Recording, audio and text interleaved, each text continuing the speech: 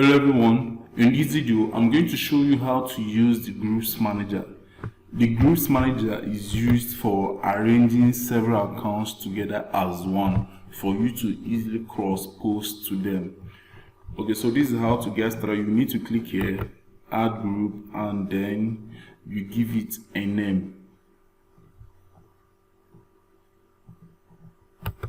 So we can just give it a very simple name. We can say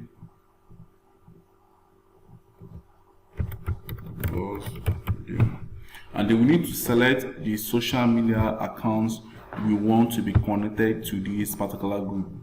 So I can select this one and this one and this one. So once I'm done, I'll simply go down and click on save. So what happens is anytime that I want to post, I can select this particular group and that post that I'm making will go to all of them at once. So let's go to compose and then see it in action.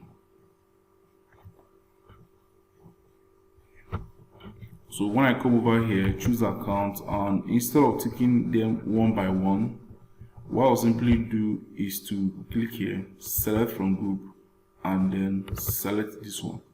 So all the accounts that I configured inside here will be selected automatically, and then I can continue to make my posts.